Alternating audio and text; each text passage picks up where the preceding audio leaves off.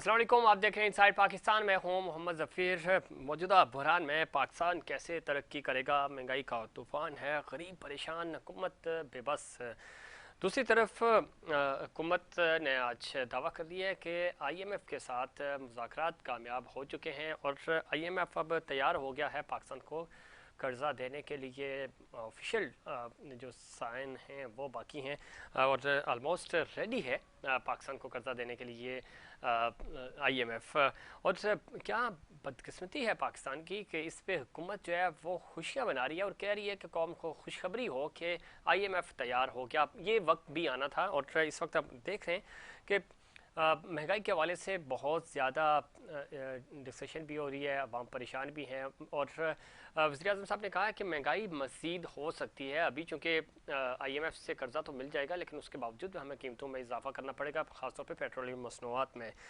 दूसरी तरफ इस सियासी और माशी जंग में चूँकि हुकूमत यहाँ मसरूफ़ अमल है, एहतसाब का अमल बिल्कुल रुक चुका है और मामलात किस तरफ जा रहे हैं, हुकूमत कैसे चल रही है, ख़ुद हुकूमत को और मुस्लिम लीग नून को ये चीज़ समझ नहीं आ रही। उनके जो इत्तेहादी हैं वो भी, जिस तरह कहा यह जा रहा था कि मुश्किल फ़ैसलों में इत्तेहादी उनके साथ खड़े होंगे, इत्तेहादी साथ नज़र नहीं आ रहे। ख़ुद मुस्लिम लीग नून के अंदर भी जो उनका स्कूल ऑफ थाट है उससे लोग इख्तलाफ करते हुए नज़र आ रहे हैं कि इस तरह के हालात से बेहतर ये था कि आप इलेक्शंस में जाएँ, इलेक्शंस कराएँ, क्योंकि पार्टी का नुकसान हो रहा है और चीज़ें जिस तरफ जा रही हैं हालात दिखाई नहीं दे रहे कि माशी तौर पे कंट्रोल हो सकेंगी चीज़ें। लेकिन इमरान खान साहब ये कह रहे हैं कि हमें पता था, ये दावा करते थे तजर्बेकार हुकूमत हैं और हमारे पास तजर्बा है, हम इस तजर्बे से फ़ायदा उठाएंगे, लेकिन ये फ़ायदा उठाने में नाकाम रहे चूँकि इनका प्लान ही नहीं था, इनको समझ ही नहीं आई कि चीज़ें किस तरह हुई। और IMF के लिए मिफ्ताह इस्माइल साहब की चीज़ें ऑन रिकॉर्ड हैं, वो कहते थे उनके बयानात कि हम IMF से बहुत बेहतर डील करेंगे, लेकिन फंस गए यहाँ आकर और हालात मज़ीद इस मुश्किल हो सकते हैं। इन तमाम इश्यूज़ पर बात करेंगे। हमारे साथ मौजूद हैं जनाब मोहम्मद यासीन आज़ाद साहब, सीनियर कानूनदान हैं और सीनियर रहनुमा हैं मुस्लिम लीग नून के। यासीन साहब, प्रोग्राम में खुश आमदीद कहते हैं आपको। Thank you sir, thank you. थोड़ी देर में हमें ज्वाइन करेंगी उस बाजुदून साहिबा MN है पाकिस्तान तहरीक इंसाफ की, और तारिक अली MP हैं पाकिस्तान पीपल्स पार्टी से, वो भी ज्वाइन करेंगे। यासीन साहब, गुफ्तगू का आगाज़ आपसे करते हैं। हमेशा आपके साथ बात होती है और जब हुकूमत संभाली थी आपकी पार्टी ने और इत्तेहादियों ने, उस वक्त भी हम यही बात कर रहे थे कि शायद चीज़ें इनसे कैलकुलेट नहीं हुई और आज भी यही हो रहा है। इससे बुरी बात और मुश्किल बात क्या होगी सर कि अभी ज़रा IMF ने रजामंदी ज़ाहिर की है कर्जा देने की और इस पे हुकूमत मुबारकबाद के दे रही है कौम को। देखें, पहली बात यह है कि जहाँ तक हुकूमत का मुबारकबाद देने का ताल्लुक है, मैं उससे एग्री नहीं करता। बैंकों से कर्जा लेना, IMF से कर्जा लेना कोई अच्छी बात नहीं है। बिल्कुल। और मुल्क को माशी तौर पर बेहतर बनाने के लिए बजाय इसके कि हम हमेशा कर्जा लेके अपना गुज़र करें, इससे मुल्क माशी तौर पर कभी भी मजबूत नहीं होगा। और ये बिल्कुल क्लियर बात है कि इससे दिन ब दिन जो पाकिस्तान के हालात खराब होंगे। लेकिन मैं हैरान इस बात पे हूँ कि इमरान खान की गवर्नमेंट जो है वो महंगाई की बात करती है, और इससे पहले आज की हुकूमत जो अपोजिशन में थी वो महंगाई की बात करती थी, और आज इमरान खान की बात करते हैं। ये महंगाई इमरान खान की हुकूमत कायम रहती तब भी होनी थी, और अगर नहीं रहती तो तब भी होनी थी। जी। और ये सूरत अपनी जगह बिल्कुल वाज़ेह है, और इस बात का बखूबी इल्म PTI की गवर्नमेंट को है, क्योंकि IMF से जो एग्रीमेंट किया था वो मौजूदा हुकूमत ने नहीं किया था, PTI की हुकूमत ने किया था। ठीक।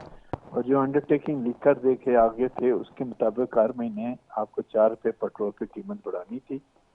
आपने जो मायदे के मुताबिक हर महीने 4 रुपये कीमत बढ़ाने के आपने उल्टा उठा के 10 रुपये कम कर दिया, ये जानते हुए भी कि आपकी हुकूमत जा रही है। जी। आपने सोचा हम तो जा ही रहे हैं, चलो आने वालों के लिए मुश्किलात पैदा करके जाएं।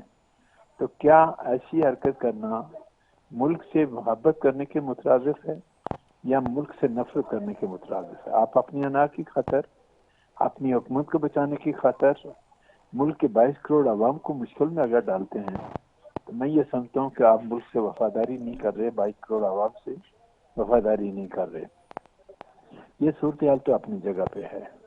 मौजूदा हुकूमत के मतलब मैं ये बात कहता हूँ कि मेरा शुरू से अपना ज़ाती मौक़िफ़ ये था कि इनको हुकूमत लेने की ज़रूरत नहीं थी, لیکن حکومت لی، لیکن ایک دستوری عمل کے ذریعے لی، ووٹ آف نو کانفیڈنس کے لیے۔ بالکل ٹھیک۔ اس سے پہلے حکومتیں جاتی رہی تو تبدیلی آتی رہی دوسروں کے بڑے لوگوں کی مرضی سے، جن کے متعلق آج فواد چودھری بھی یہ بات کہتے ہیں۔ جی جی جو آج ہم ان کا تازہ انٹرویو ہے، اس میں جو انہوں نے کہا کہ اگر عسکری قوت چاہتی تو ہماری حکومت کبھی گر نہیں سکتی تھی، ہم اپنی حکومت کو ڈرتے۔ ٹھیک۔ وہ یہ بات بھی تسلیم کرتے ہیں کہ آئی ایس آئی کے سربراہ کو میں اس وجہ سے نہیں ہٹا رہا تھا کہ میں ان کو چیف آف آرمی اسٹاف بنانا چاہتا تھا، لیکن یہ بات تسلیم کرتے ہیں کہ میں ان کو ہٹانا نہیں چاہتا۔ یہ بات بھی اپنی جگہ پہ ہے۔ تو ایسی صورتحال میں کوئی بھی حکومت اگر یہ کہتی ہے کہ ہم حالات کو کنٹرول کرنے کی پوزیشن میں، تو وہ مجھے فی الحال نظر نہیں آتا۔ اب رہ گیا جو اب موجودہ مخلوط گورنمنٹ آئی ہے، جی جی اس کو میرے خیال میں ابھی ہارڈلی 2 مہینے بھی نہیں ہوئے ہیں، بالکل۔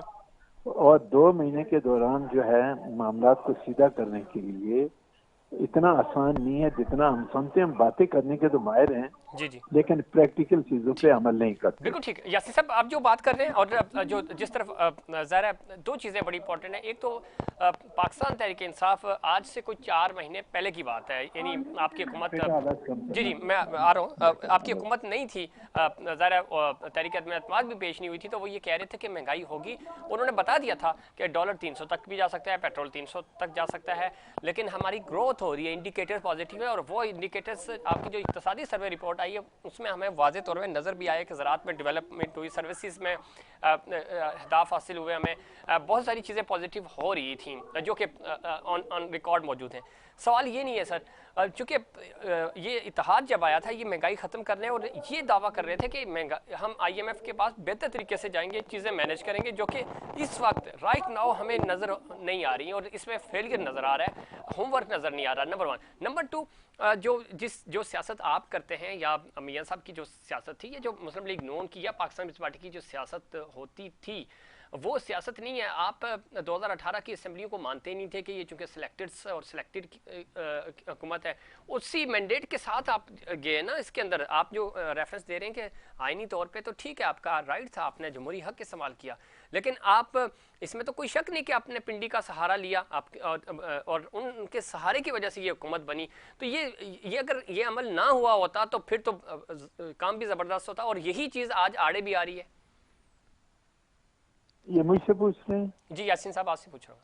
ہاں، میں یہی بات عرض کر رہا تھا کہ میرا اپنا ذاتی موقع کیا ہے کہ نواز شریف صاحب کی جو حکومت تھی، جی جی اس میں تو آپ کو پتہ ہے کہ ہر معاملہ ایک پراپر سمت میں کام کر رہا تھا، نہ مہنگائی تھی، صورتحال بھی بہتر تھی، کاروباری اعتبار سے بھی بہتر تھا۔ لیکن آپ نے تو اس حکومت کو ہٹایا نا، 6 مہینے پہلے ہٹایا، اس کے بعد سسٹم سارے کا سارا بگڑ کے رہ گیا۔ یہ بات حقیقت ہے، جو جس طرح یہ کہتے ہیں کہ ہماری اسٹیبلشمنٹ کسی پولیٹیکل پارٹی کو چلنے نہیں دیتی۔ میں اپنی بات کے موقف کی بات نہیں کر رہا، میں اپنی ذاتی رائے کا اظہار کر رہا ہوں کہ ہماری اسٹیبلشمنٹ کسی کو چلنے نہیں دیتی۔ اسٹیبلشمنٹ عمران خان صاحب کو لے کے آئی تھی سب جماعتوں کو متبادل سمجھ کے کہ یہ بندہ شاید آتے ہی پاکستان کے ترتیب کو بدلی کر رکھ دے گا۔ آپ کو یاد ہے کہ اپوزیشن، آج کی حکومت جو کل اپوزیشن میں تھی، وہ یہ کہتی تھی کہ 75 سالہ تاریخ میں پی ٹی آئی کی حکومت نے سب سے زیادہ قبضہ لیا، ٹھیک ہے، اور بعض اوقات ایک جملہ استعمال کرتے تھے کہ 80%۔ صحیح۔ لیکن بعد میں شوکت ترین کا جو انٹرویو آیا اس میں اس نے اس بات کو تسلیم کیا کہ پی ٹی آئی کے گورنمنٹ میں ہم نے 76% جو ہے 4% فرق پڑا۔ 4% کا فرق پڑتا تھا۔ اس ایڈمیشن کے بعد صحیح کہ ہم نے 76% قرضہ لیا، 75 سالہ تاریخ میں، پاکستان کی تاریخ میں سب سے زیادہ قرضہ اگر کسی نے لیا تو پی ٹی آئی کی حکومت نے لیا۔ ٹھیک، یہ میں نہیں کہتا، کہ ان کا وزیر خزانہ کہتا ہے۔ بالکل ٹھیک۔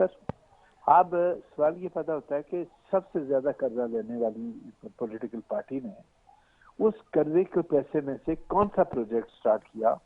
الٹا ڈیم فنڈ کے پیسوں کا بھی آج تک یاسر صاحب بالکل آپ جو باتیں کر رہے ہیں بالکل ٹھیک ہے، مجھے چونکہ بریک پہ بھی جانا ہے، لیکن میں بریک سے پہلے ایک چیز آپ سے ڈسکس کرنا چاہ رہا کہ یہ باتیں تو ٹھیک ہے، پاکستان تحریک انصاف تو خود مانتی ہے، مجھے آپ کو سب کو پتا تھا، اور آپ اپوزیشن میں تھے تو آپ یہی الزام لگاتے تھے کہ بھائی آپ تو سیکٹرز کی پیداوار ہیں۔ अब मसला ये है कि ये डब्बा तो सर्टिफिकेट और स्टंप जो है वो आपके ऊपर भी लग गई ना। आप तो एक महीना आप हुकूमत साजी नहीं कर सके जब तक उन्होंने आपको गो हेड नहीं दिया, आईएमएफ के पास आप नहीं जा सके जब तक उन्होंने गो हेड नहीं दिया। तो बराह रास्त इस वक्त भी तो हमें शहबाज शरीफ साहब बेबस नजर आ रहे हैं, या तो वो लंदन का सहारा लेते हैं या वो पिंडी का सहारा लेते हैं। यासीन साहब,